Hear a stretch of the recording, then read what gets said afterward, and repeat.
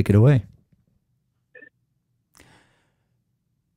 Rather, do you want me to play the music this morning, or you want to go in cold? You can play it. All right, awesome, good deal.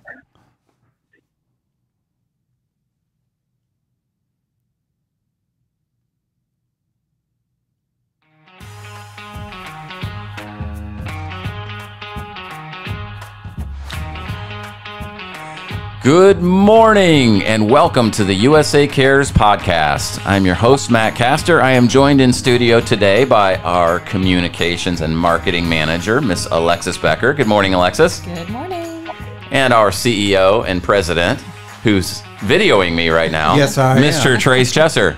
I just thought I'd do something different this morning. Well, you're throwing me off a little bit. I know. Here, I'll turn it off. It's like the camera that you have is on camera, and it's kind of a mirrored effect. But good morning, everybody. Good morning. It's great to have you both here. Yep. Yeah. So we are coming off of our Valhalla golf outing, which we've been talking about a lot.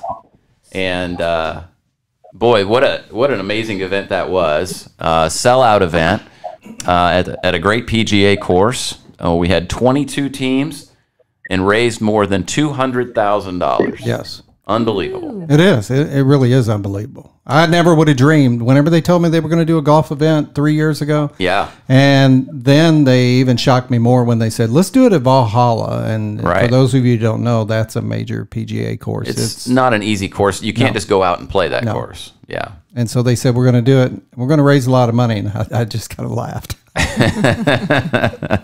Yeah, it was unbelievable. And the generosity of people who came out, companies like Roll or Die and Forming and McClellan who went out of their way to make this happen. Yep. And so many other great sponsors. We just can't thank you all enough.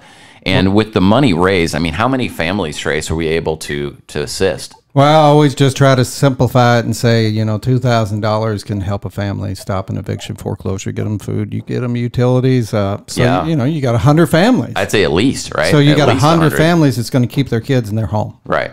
So all these veterans going through hard times, you imagine the stress that so many can be under when they're looking at losing their home or losing their vehicle.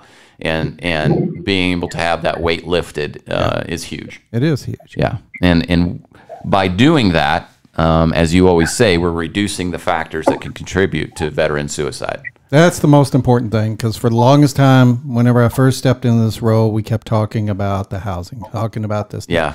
And then we were setting one time with a marketing firm, and everyone was kind of debating and brainstorming, and then all of a sudden it just came out.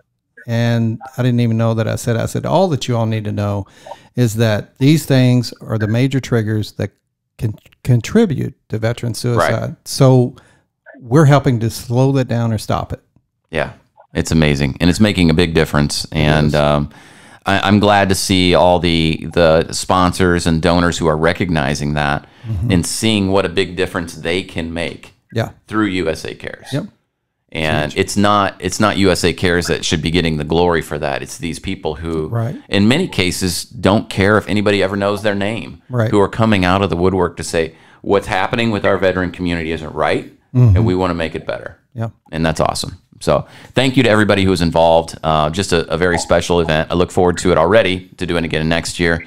And in a little bit, we'll talk about our next event coming up. But I want to jump right into today. We've got a very, very special guest.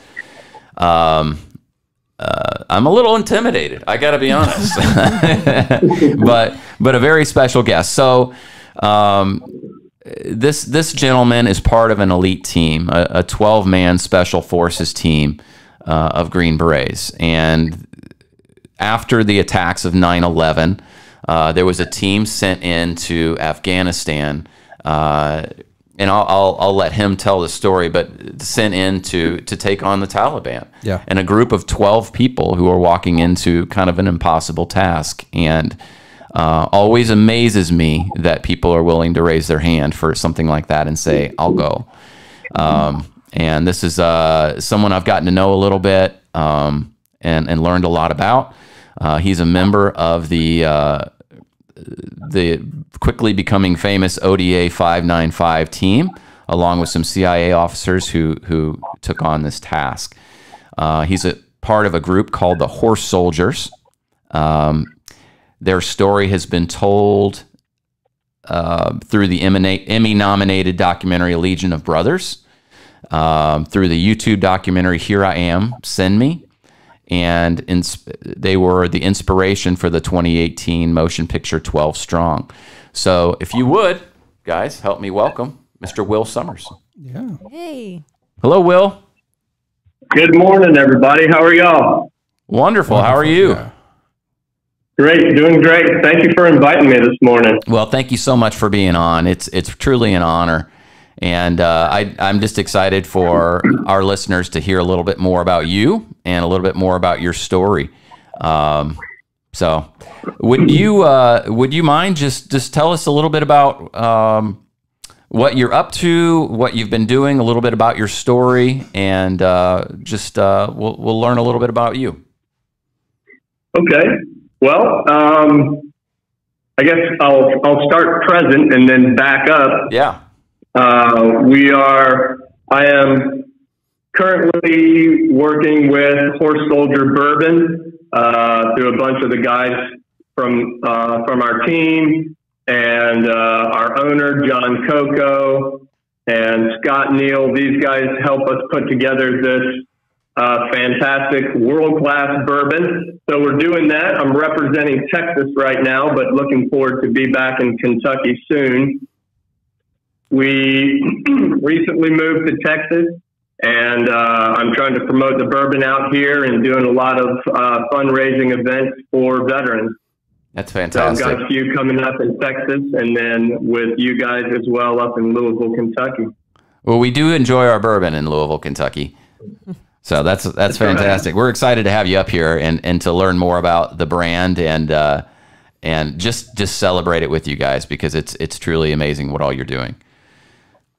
Well, thanks. I think we would always deflect and say it's that veteran spirit, really that American spirit that drives us. And I would encourage all of your listeners, and especially those people who are donating to help their veterans, is to know how much potential is there when we can help these guys get free of the clutter of becoming separated from the military. And once we reinstill that purpose and that meaning in their lives, then they get right back on track to mission accomplishment. And a lot of times we can't do that without some help. So I certainly appreciate all your sponsors out there as well. Yeah, it's a combined effort, right? I mean, it's people coming out of the military who understand the transition and how hard it is, who can help others get through it. It's nonprofits who are doing work all over the country. It's donors who don't have the time, but they have the resources they can give. It's truly a team effort. It's all of us pitching in. So it is. I think that's one of the most important takeaways from our mission in Afghanistan. Is a lot of people ask you the question, they're like, man, tell me about how you did it and what you did to accomplish that. And it is not a one-man show, and it never is in special forces, or really the military for that matter. It is doing your best, contributing all the talents and skills and energy that you have for the betterment of those you're with, to accomplish that mission. Nobody does this by themselves. And you know, I guess really for our veterans who are struggling out there, they can't always get out. You can't always get out by yourself. It takes the skills and energy and compassion of others around you to help you to break free at times, or, you know, to become victorious. absolutely. Absolutely. So you mentioned you're part of this team. Walk us through, if you would. So for people who don't know, aren't familiar with the Horse Soldiers and this team that we're talking about, take us through. So September 11th attacks happen, and where are you? What are you doing? And how does this story progress from there? Okay. Yep. Most of the team was training on the Cumberland River. you can see when the movie opens up, which was pretty cool. You know, they had scrambled some fighters, and they were talking about, man, what was that? That didn't look like a drill, but we were out training. And when we heard the first tower had been hit, they called us in. We later saw that the second tower was hit, and you could tell just across the board. Initially, there was confusion, but when the second aircraft came in, we knew that we were under attack and that we would certainly be among the first to respond. Shortly later, we were tasked to hitchhike into Afghanistan, which is pretty That's amazing, a good way to describe not so it. Uncommon. Yeah. What's that? I said that's a good way to describe it. Yeah. Well, they literally said with the special category missions that ODA 595 currently had, they said you just need to get there and get in country and be prepared to do your job. And so we got some authorization and we went down to the airfield and we started with permission commandeering aircraft until we had got into Karsikhanabad, Uzbekistan, where, you know, became K2, the American Assembly area. But we got our orders to infill, and it kind of went something like this. We need you guys to go. We're going to infiltrate you into the mountains. You'll fight north, liberate Mazar-e-Sharif, and ultimately open a land bridge into Uzbekistan, rebuild an airfield so that we can push U.S. troops in. And we said, okay, it sounds good. We'll do it. They said, well, there's a little more to it. We're going to give you a year. And if you don't get out of the mountains before winter, we have very little hope of your survival. Wow. So they said, your mission will be as much as possible to push as far north, hold up for the winter, and whoever survives, we will try to pull them out and reinforce and then send another team forward. But your mission is to take ground, and we don't expect many of you to survive.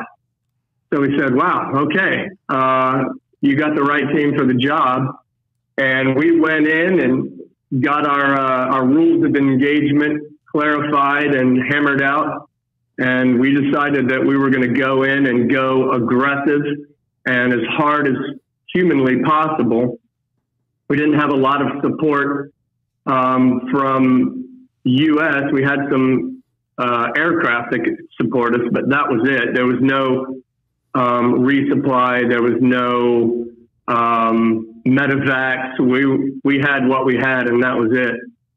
So when we got in, we landed early in the morning, and as the sun started to come up, they told us that, you know, Dostum was coming, and he had been lauded as this warlord and just this vicious, savage warlord. But we see this little plume of smoke way out on the horizon. And we thought, of course, they were driving in.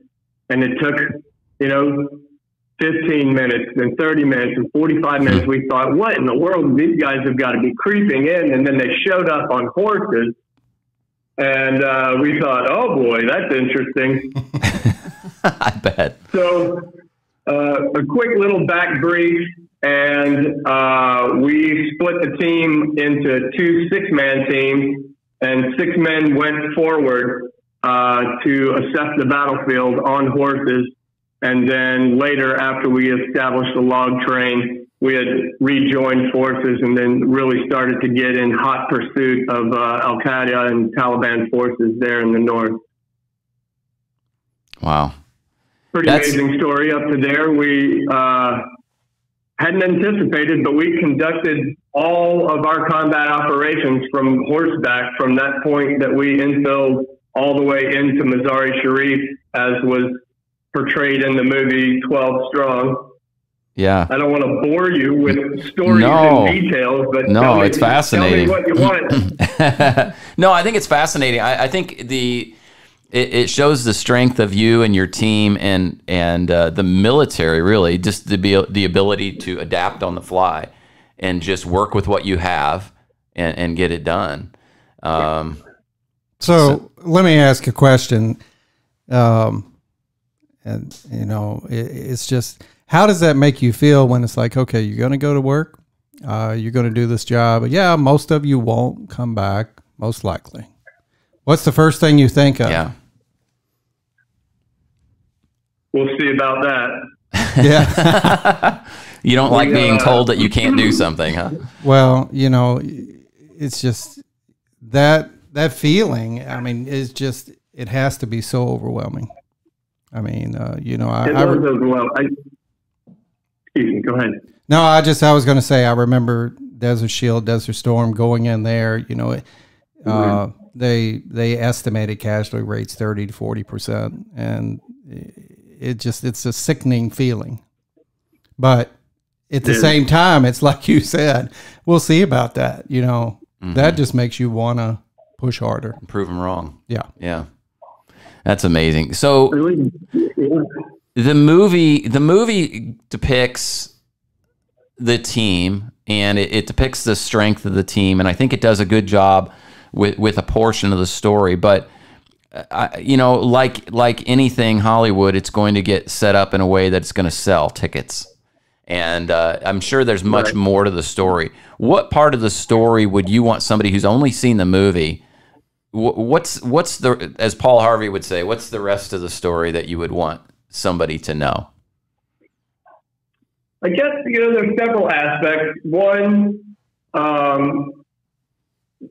there's a whole lot more of that human side that you never get to see, that you don't, when we received the mission, we went back and wrote letters to our families.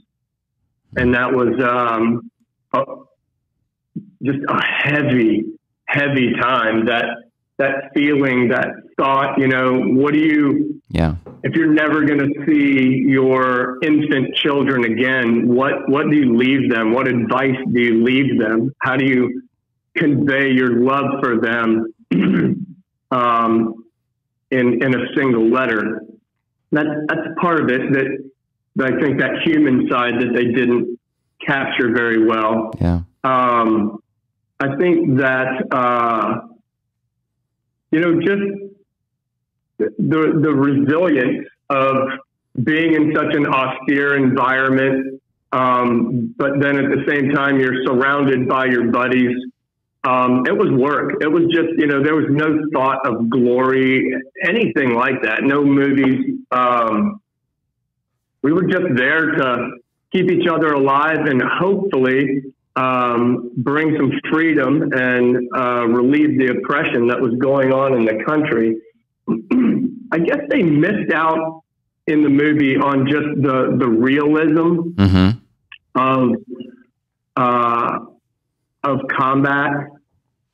Yeah. It was real big on explosions and the drama, the interpersonal relationships, which was a part of it, which is 100% a part of it. But I guess they missed out on what the reality was like on the ground was so different than just these flashing from scene to scene with explosions and, heroic one-liners. It was drudgery. Yeah. We didn't have food. We didn't have clean water. Yeah. There was no shelter to be had. When we slept on the ground. If it rained, we got rained on. If it snowed, we got snowed on. Most of the team lost a significant percentage of their body weight. I know I lost right at 40 pounds during the duration of this. And you don't see that, Chris went into Afghanistan a stud and he came out a stud. We went in studs and came out beat up and sick and skinny and malnourished. But, you know, you miss out on that daily grind. Yeah. The pain of riding those horses. I don't know if you've ever ridden a horse. Yeah. And I don't know if you've ever ridden a horse for 6 weeks straight, but, you know, the saddle that I had was made from the pelvic bone of a cow. Wow. And the blisters, and then the saddle sores, and then your clothing gets stuck to your skin. So in the morning we would have to pour water down our trousers to get your clothing out of the sores and blisters that had been 3 and 4 layers deep. They didn't get into a lot of that. No, I bet they didn't. Which I think is, you know, they miss out on really showing the world what it's like and what our veterans are enduring on the battlefield. Yeah, you're right. It shows the theatrics of it, and the explosions and the quick blurps, but they don't get the details. And that's what I think it's important for people to know. That it's not, it makes it look like you showed up, you blew a bunch of stuff up and went home, and it's just so much more than that. We'll talk about, you know, I read some articles about the team and about the experience, and you had mentioned in an article, excuse me, about the faith aspect of it. And I know your faith is important to you, and I would you, if you don't mind, share a little bit about that, because I think if you're like me, you're a follower of Jesus, and you believe that he is watching over you, that he's got a plan for you and a purpose for your life. In some ways, I would think you're sitting in Afghanistan going, wait a minute, how can this be? And in another, it's probably an awesome privilege to be able to serve him in that way. Would you talk to us a little bit about that? Sure, I'd be more than happy to. Well, a lot of the members on my team were faithful guys, were Christians, and you know, some of the things that we did to keep ourselves God-oriented, I think, in all of this, and to invite His presence over that mission and in that country was, you know, we committed to get together whenever we got together. A portion of the team, not everybody, but those of us who were believers got together, and we were reading through Romans and memorizing Psalm 1. And so it was pretty interesting to go, and you might not see one of your buddies for 5 days, another for 10, another for 3 weeks. One time we hadn't seen some of the guys, and to come back together and hear what God was doing where they were and how He was delivering them and helping them. It was an amazing experience as a Christian to see some of this Old Testament God participation in our lives. Rarely does the news or Hollywood report on that faith aspect, but it's so prolific in the military and in a lot of these extraordinary events that are taking place, and they're just leaving out that faith aspect. But we prayed for ourselves, for the success of our mission, you know, for our leaders. And then we also prayed that for the enemy, which is what we're commanded to do. And I just believe that inviting God into a situation like that, not that He needs an invitation to us or from us, but issuing God into a situation like that, He is so pleased to pour out His power and His help. And I'm not claiming that God is against the Taliban and for America or anything like that, but He is for those who follow Him and put their faith in Him.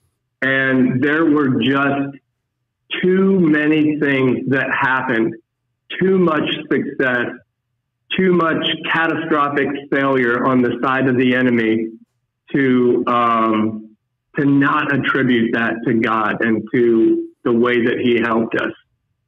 Everyone said that we were going to die when we went in there, and that most of the members of our team would never even see the end state of our mission. But the truth is in 6 weeks, we had completely liberated Mazar-e-Sharif, which they had given us 12 months.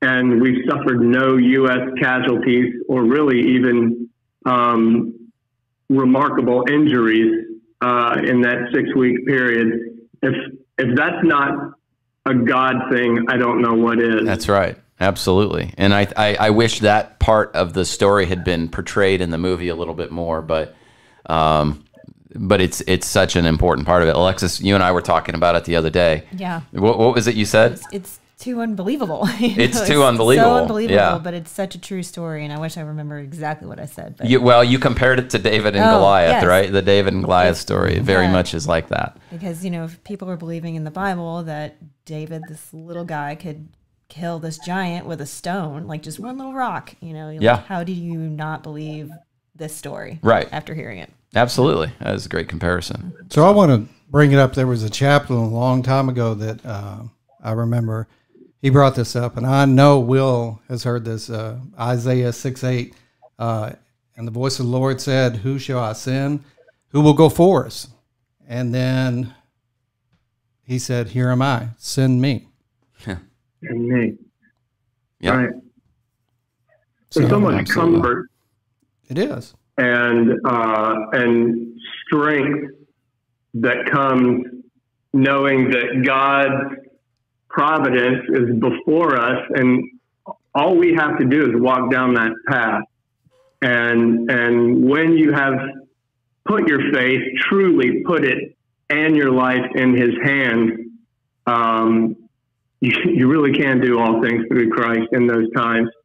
And you can go just as confidently to your death as you can to victory, knowing that that's God's plan, and it's an unavoidable plan. Well said.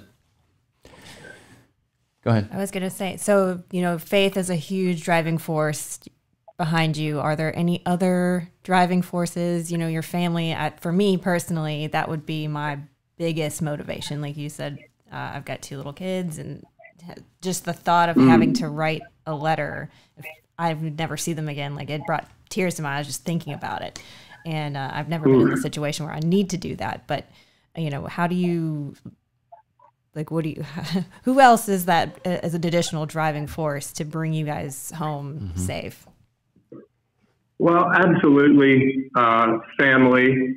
My wife, Dawn, is a fantastic wife, best friend, soulmate. She is definitely has been created for me and fully completes me as a human being. And then we have 11 children, 1 grandchild. And so that's a lot of people to be willing to fight for and stick it out and do your best for. So they definitely motivate me and inspire me and take care of me and maintain my old broken body. But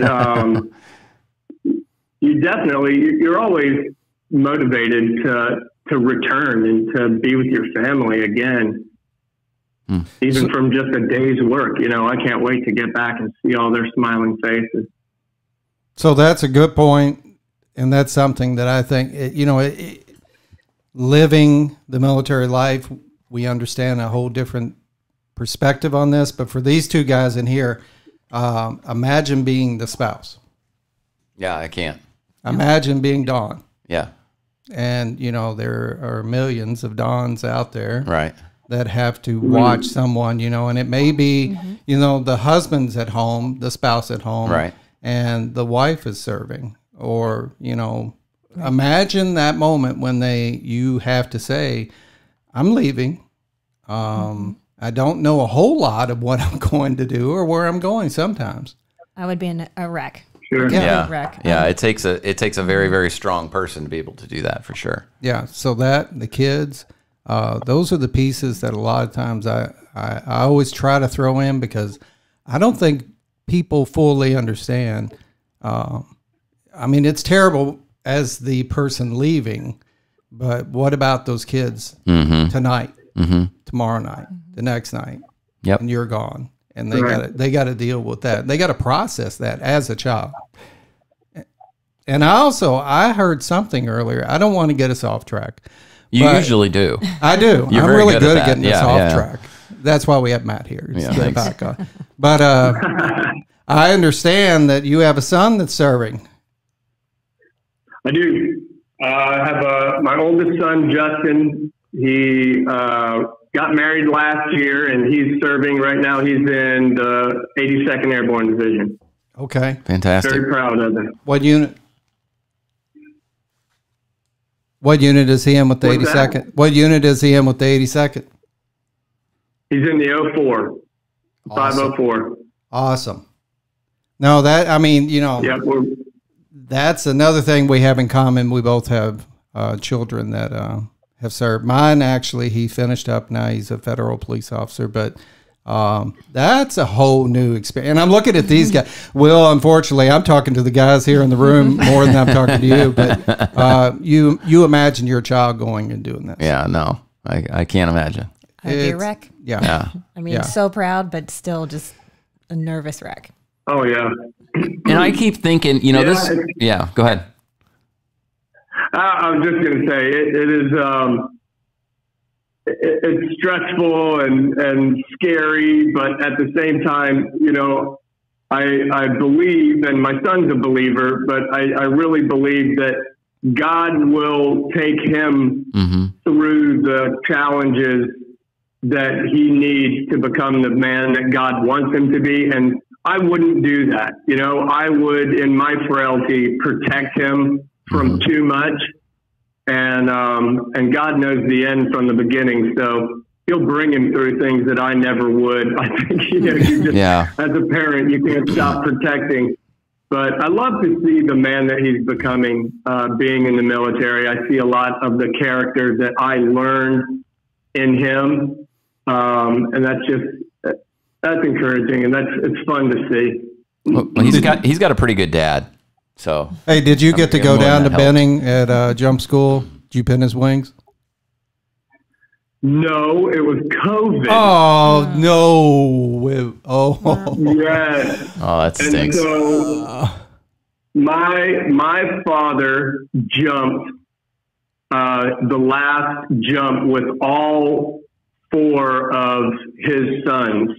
really? Wow. And yes, and so as each one of us became a paratrooper, we would all go down and make that final jump. Yep. And then for my own son, it was COVID and they wouldn't let us go. Oh, that stinks. I know. That is, It's okay though. Yeah. well, we're very No proud love of him. compared to Thank me. you for his service. Yeah, thank that, you. That, you know, thank you, but Right. thank your son too, because that is a special thing is when your son is served. Will do. So Child, I should say. how strange is it? I was wanting to ask this question because I'm not a veteran. I love the veteran stories. I support veterans. My father's a veteran. My grandfather's a veteran. But one of the things that seems strange to me, you know, this is a story that it took a while to get out, right?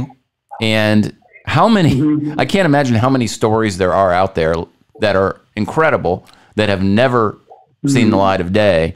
And how do you come back from something so big like this and nobody knows what you did? And you probably can't even really talk about it. I mean, is that a strange feeling? It wasn't, Matt. Okay. It was, It's the job. you know, we were just at work. We were just doing our jobs. Like I say, there was no thought whatsoever of any recognition or glory. I was so excited to have, the best thing I took away from Afghanistan was a CIB. For having been in the military for, I think, 10 years, I was so proud to have that combat infantry badge on my chest. I never wanted anything beyond that. You know, Wow. I had been to the Super Bowl. Yeah. And that's what we trained for. And that's what we worked and sweat and, you know, killed ourselves for every day training up for that. And Yeah. that was our Super Bowl. You know, later we heard about this statue Yeah. and we Yeah. thought, The America's Response Monument, right? that's right. Yeah. And so we thought, wow, that's something. And, you know, you hear about it and then all of a sudden you see this statue and you think, wow, guys, we have a statue. And then, you know, that went and that was big for about 15 minutes and then it was gone. Yeah. And then, you know, 18 years later, this movie comes out and what people don't understand is they think that we did this 3 years ago. You know, you're like, Yeah. no, man, this is 20 years old. This is a 20-year-old story, you know? We're all in our 50s and 60s now. So how long after the attacks on 9/11, how long was it till you were in country? We went in October 19th, so right at a month. Yeah. Yep. So You know, how often, just for the general audience, how often, I know there's not a number we can say, but how often do these types of things occur that they just don't declassify?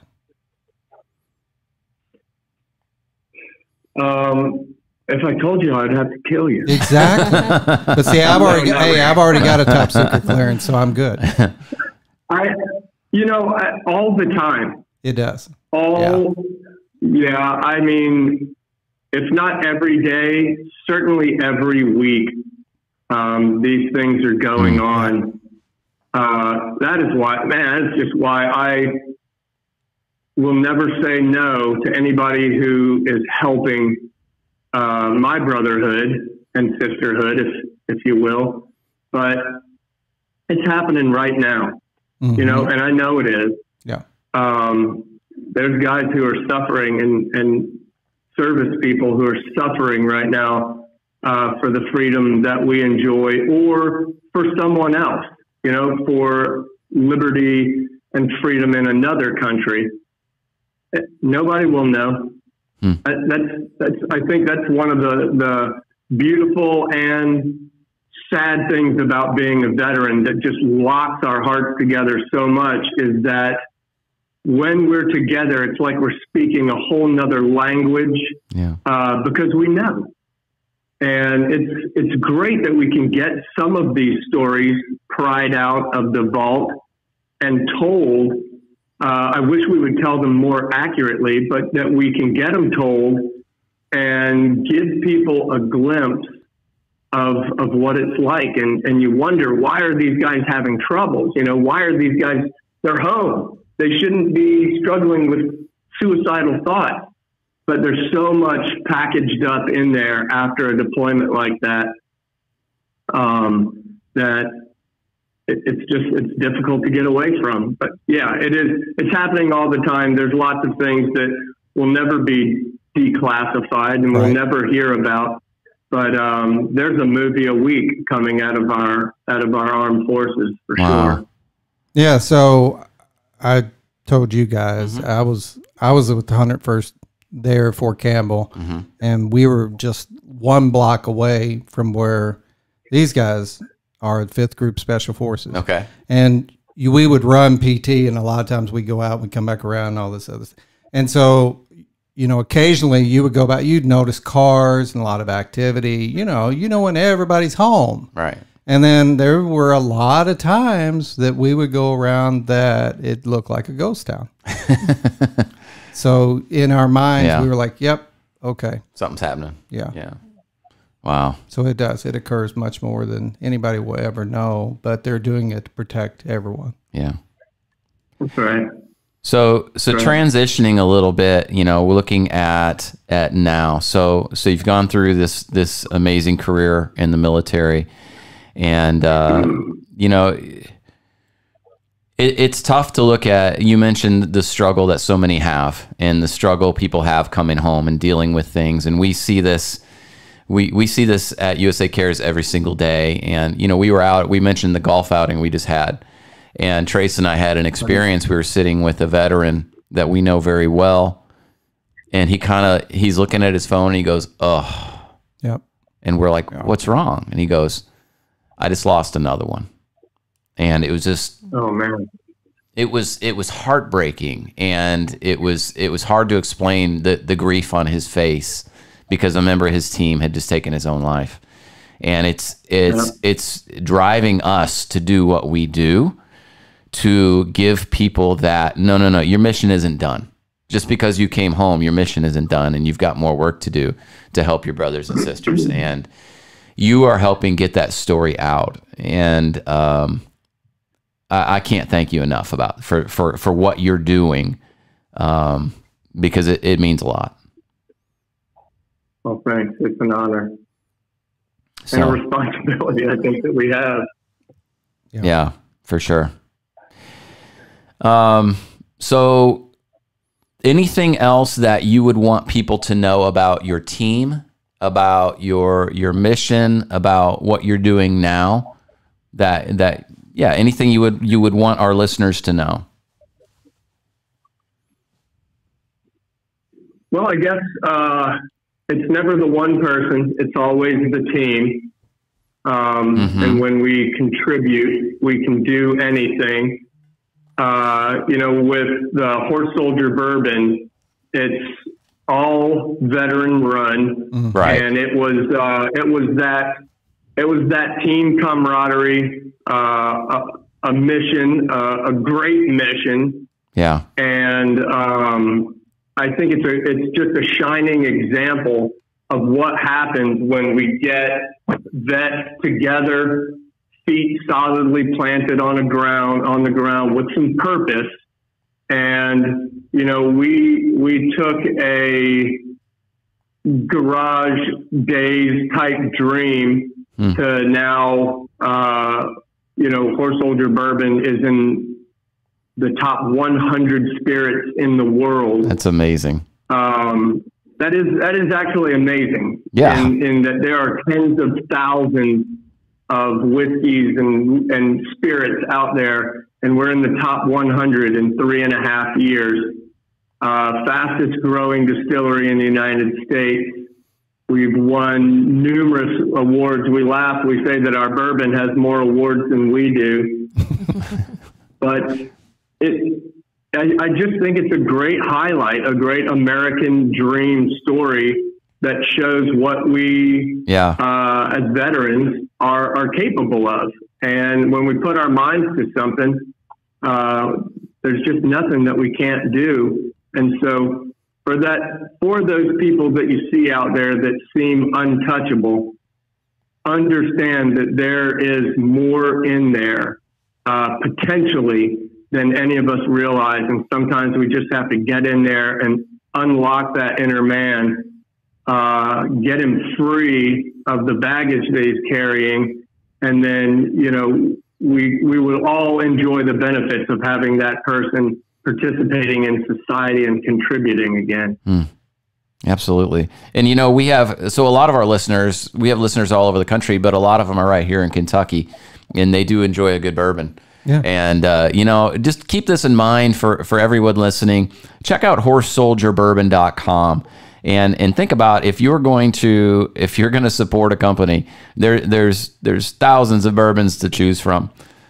Let's look at one that is going to really contribute to the story of the veterans, is going to help the veterans and get the word out. It's a great group of men doing good work, creating an amazing product, and I'd encourage you to look for it. It is truly one of the best bourbons I've ever had. I didn't say. Tell us about the I'd bottle. like to, if I can.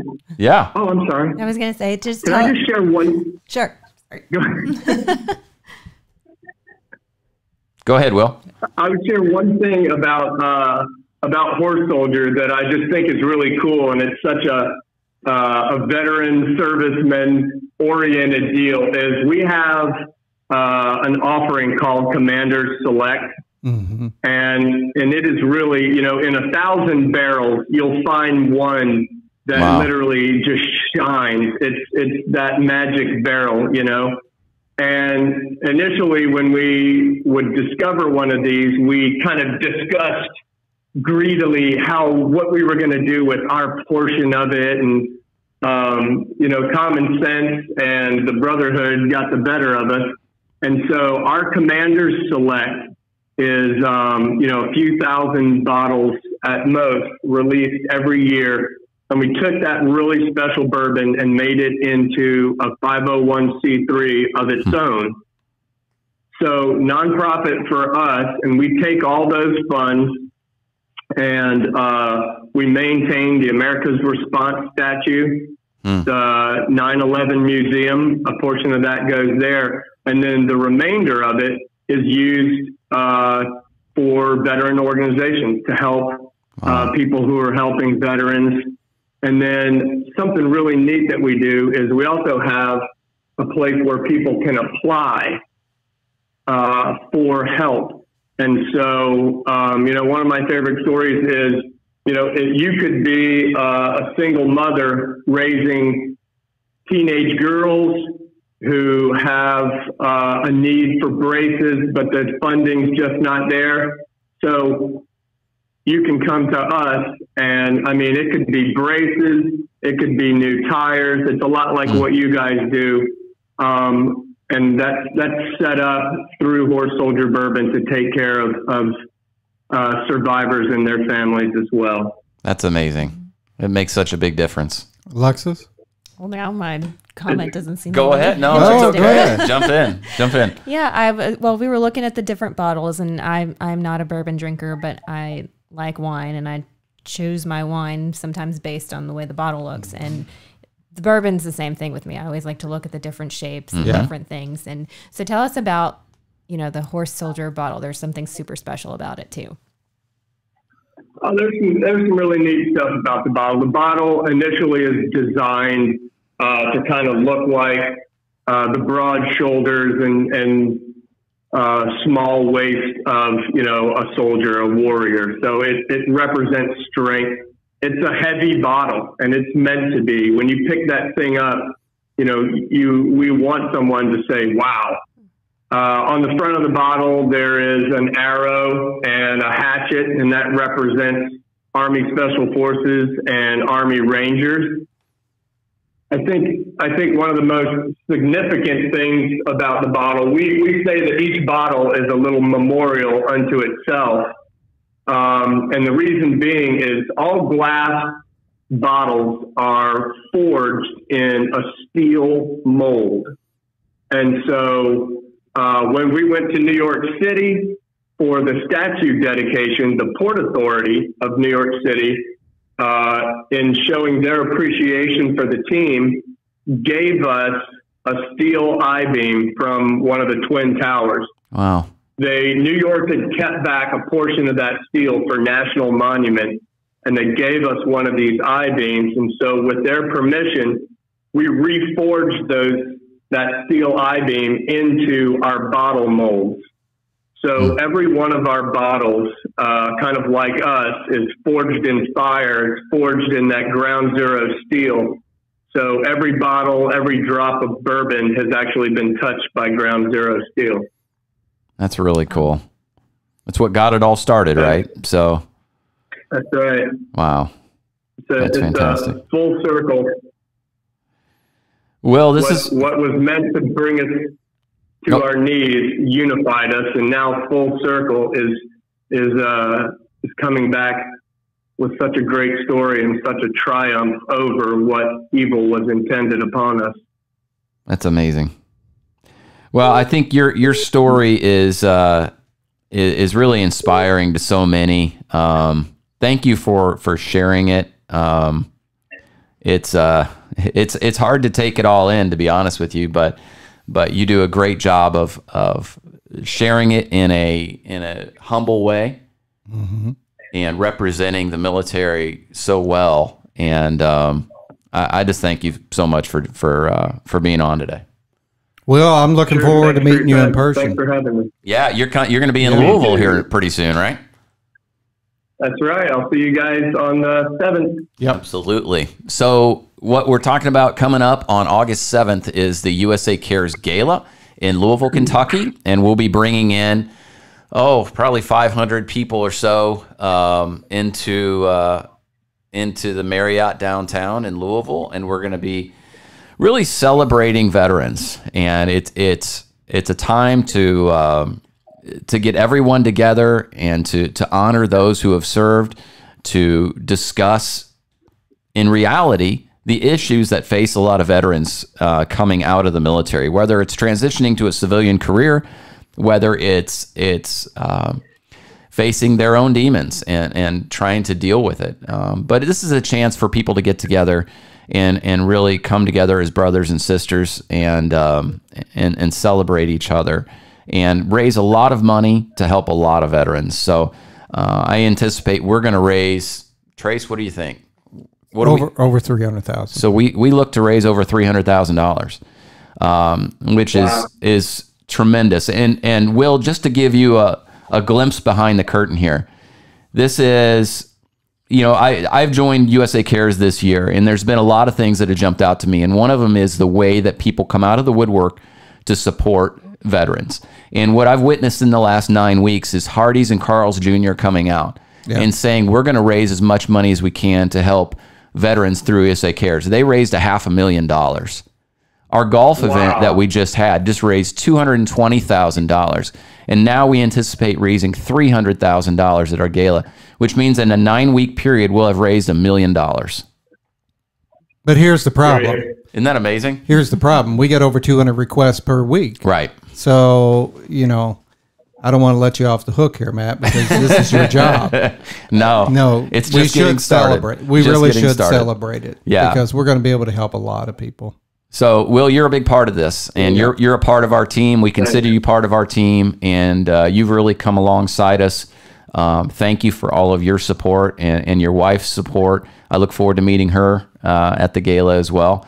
I don't know how you keep up with 11 kids. I got to be honest. I don't know how you do that. I have trouble keeping up with 3. So good for you guys. That's awesome. But it's A lot of work. I'm sure it is. But it's really just an honor to know you, and I really do look forward to meeting you in person. Thanks, me too. All right. It's going to be fun. So you can learn more about Horse Soldier Bourbon at horsesoldierbourbon.com. Get to know the story, read a little bit more about it. And if you're in a state where Horse Soldier Bourbon is sold, try it out. Get a bottle. It's got a lot of history behind it, and just a phenomenal product made by some very special people. You can learn more about USA Cares at usacares.org. You can find us on all of our social media platforms, on Facebook, on LinkedIn, on Instagram, on what else? On Twitter. So check us out today. And finally, get involved. Don't just sit on the sidelines anymore. Today's the day we want you to get off the couch and get involved. So become a monthly donor. Check out our Cadence program. Become a $25 a month donor and help a veteran. There are all kinds of ways to get involved. You can always learn more. Reach out at info@usacares.org. But thank you, as always, for being a part of this podcast. Please hit subscribe, and we look forward to having another very special guest on next week. Have a great day, everybody.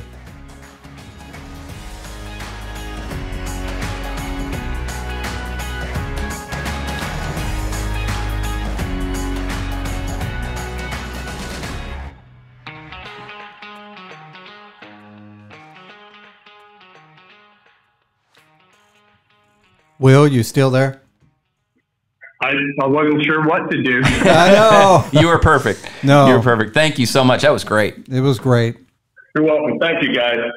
And seriously, I look forward to meeting you here in a couple of weeks. I've heard so much about you. So, again, we appreciate you. Thank you, guys. Thanks for what you're doing. Hey, give me a call if you have any questions about arrangements or anything like that, and we'll get you set up. We've got your room set for you. So, yeah, looking forward to it. Good. Hey, will you send me, let me know what hotel you have us staying in? Because I might I'm planning on staying in town for a couple of days. Okay. To do some stuff for the distillery. So I just want to piggyback another reservation on top of that. Yeah, you're at the Downtown Marriott in Louisville. So it's the it's the same place as the event is. So cut and paste it from the website and just text him there. Yeah, I'll send you the hotel information today. Okay. So perfect. Thank you very much. All right, thank you for your time. We'll talk soon. Thanks. All right. See you, man. Y'all. Bye. You're squeezing my brain. Oh, my ears. I had 3 board members call me while we were on there. Oh, well. That was good. I have a few notes for myself, but just to better kind of set things up and prep your guest. Yeah. You know, yeah, cause like how we wrap things up. It's like he was kind of left in limbo. Yeah, that's always something that I'm not sure of, and I don't know, maybe we mute them at that point. Yeah. I did actually as I was facing. Oh, did you? Okay, cool. Yeah, then I unmuted him as soon as it was over, but yeah, kind of left him hanging for a little bit. I thought it sounded okay on the phone, didn't you? Yeah. I thought it sounded pretty good. Better than I thought it might. So I did fail to tell him to wear earbuds. That's okay. Or headphones if possible, but he's a pretty low tech guy. I'm not sure if he has headphones, so it's fine. But yeah, that went really It's well. good to know, though. cool story, isn't it? Yeah. For sure. That's awesome. I set the bar. Yeah, I look forward to listening to that back Just and keep, like, hearing it again. Higher and higher. Yep. All right. Who's next week? Mark Bush. Mark Bush. That's right. Yeah. Yep. Or get reading. Yeah. She just finished the book, so now I got to read the book. Very cool.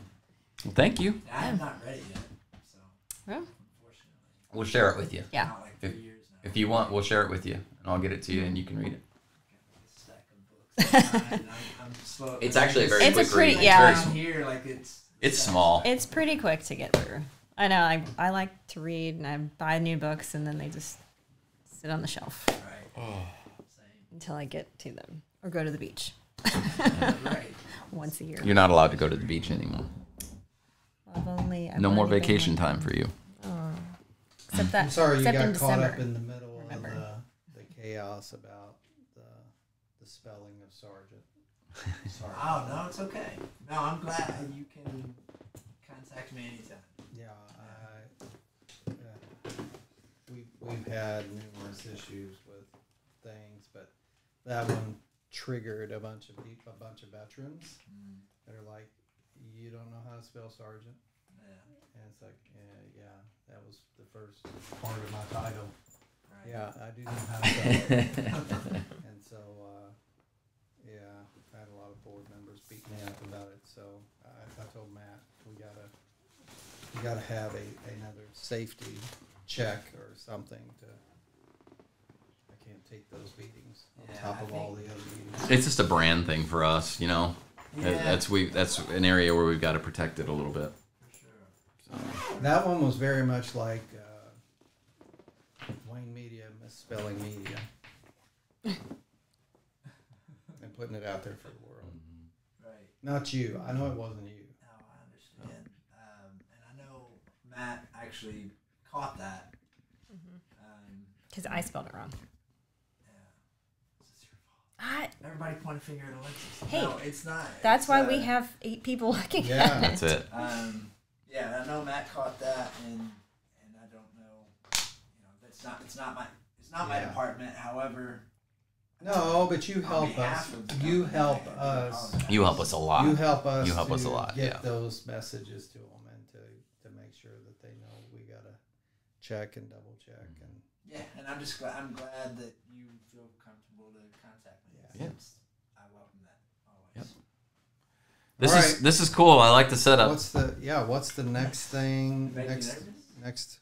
No. No. No. Hey, by the way, Oh, I got good job. She came in. I didn't even ask started her talking. to do it. She sat down and was on the show today. Because I wanted to hear and Good like for you. talk. Good for you. Yeah, I think that was that's the trick for Alexis Sneak around? is sit her down and say, you don't have to talk, just sit here. And then she Yes, will. that's because jumped in. there's no Tricky, pressure. yep. There's no pressure. I just have to get comfortable. I think I It's just way can't too tell you what to do. uncomfortable. You have to decide on your own what you're going to do. I'm like a 5-year-old. It has to be my It has to decision. be your idea. I think I will do this every Uh-huh. week. I should tell you, you can't be on today. And you're like, oh, yeah? I'll show Watch you. me. All right. Thank you, Andrew. Yeah, mate, my pleasure always. I'm looking forward to next class. I do have a suit.